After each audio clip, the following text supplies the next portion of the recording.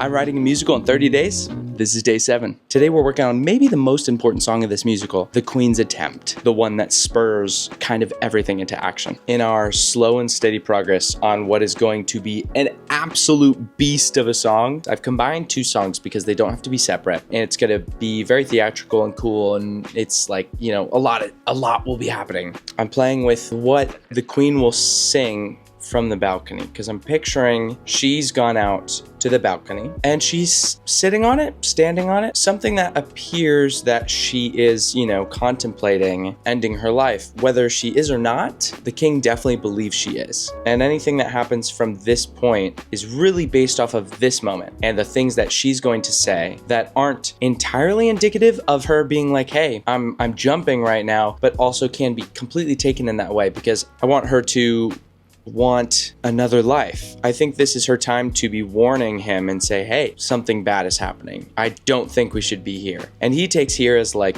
living, where she's mainly saying like, let's just run away, like screw the kingdom, I don't care, let's run away together. But again, saying it in a way that it can be taken both ways. It's a misunderstanding, but one of the most important misunderstandings of the musical. So that's what I'm trying to figure out, how to be subtle yet clear. So I have her singing more about nature and how she would rather run away to the woods and nature and stuff, since she kind of starts her song talking about being in a garden and being nurtured and stuff like that. So kind of continuing that theme. But I'm also having the king in a very precarious position here. To him, he thinks this is out of nowhere. Is he listening to his wife? Probably not, no. So he's singing his love theme to her, but like not singing the full thing, because he's also very cautiously like pleading with her, like, please get down, like don't do this. And she does, but it's too late, because then in his mind, he thinks as the sworn protector of her, she's a danger to herself. I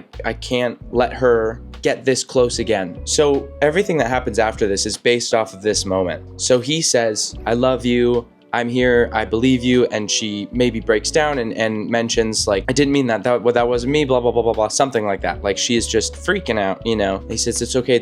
And she says, can we just go to bed? And he says, I just need to go take a walk or something like that. And that's when he's gonna go to his best friend, the chief guard, and they're gonna have a moment, which they already had earlier in the song. The queen's gonna have a moment where she sings, I just told him I'm okay, but like, am I? He said he believes me, something.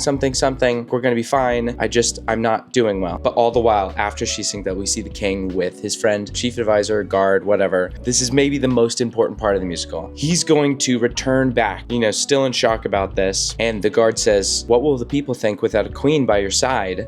The absence of an heir is very difficult to hide, because at this point, the princess, Lily, has just been born. They've been trying to birth a son, an heir to the throne, and they haven't been successful, and they finally did have a child. And it is the beautiful Princess Lily kind of saying like, hey, if she's not stable and you can't have any more kids, like, where are we going from here? Because the people need to know that someone is in line for the throne when you're not here. The king is telling him about this, and like, I need to protect her from herself. These are just rough lyrics, by the way. So then he says, don't give them cause to think. No one shall know, we'll stay inside. I'll keep her safe until the will to harm herself subsides. You know, I don't want to say like, I'll lock her up, even though that is what he's about to do. So that when that happens, it's just a teensy bit more of a shock. And then the advisor says, and if it doesn't, what happens to the princess? So this is why it's the most important moment. The king decides out of the love for his wife, because he doesn't want to remarry. He doesn't want to give up on his wife. And he said, I'll never leave you. And he truly means that. He's sheltering her away for her safety while he tries to find a cure. Whatever that may be, these actions are motivated by his want to keep his wife, to not have another queen and have sons with her. So to protect his wife, he says something along the lines of, the prince will be our heir and I will raise him. Something very pointedly saying, no, we're telling people it's a prince. And that's what will keep the queen safe while we try to find a cure for her. This is why the princess is in hiding, to protect her mother and his wife. So this is the turning point. The king says, find anyone who knows otherwise. For example, anyone who helped them all give birth and kill them. So this is like kind of the first time we see violence slash cruelty from this man in this musical, but I hope that it's clear that it is motivated by protecting his wife. If we have to say the princess is a prince, anyone who knows she's not can't be around anymore. But also be a shocking moment of like, whoa, where is this love or obsession or protectiveness or ownership over the queen that he feels?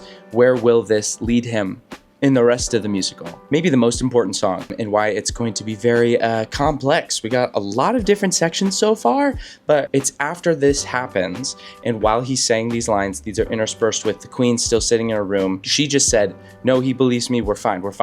And then the voices are saying like, he doesn't believe you, he thinks you're crazy, blah, blah, more eloquently. It's too late. And then she's just kind of like crying out in this very last chorus of the whole song to Midas, who's not there. I'm drowning, like, I need help, Midas, please believe me, all these things. And then the voices are like, he won't believe you. But while she's singing this, get this, I picture this, while she's singing this big chorus that's huge, ensemble screaming while she's singing it, and it's just ripping. While they're doing it, they're removing like furniture and items from her room, just like running across stage, things that she could potentially use to harm herself. So while she's singing this, like, hey, believe me, like, I'm fine, like, please, I need help, she is slowly in the process of being locked away. So by the end of the song, it's like just the bed and her. And then like our perspective, I'm giving you all the gossip. Oh my gosh, I'm giving you all the juicy stuff right now. It's gonna be like we become the doors of the room, and she sings this last thing, and it's like the lights from like the open doors or from the hallway are like shining onto the ground, and she sings it. It's huge bump. And then the end of the song is the door closing and then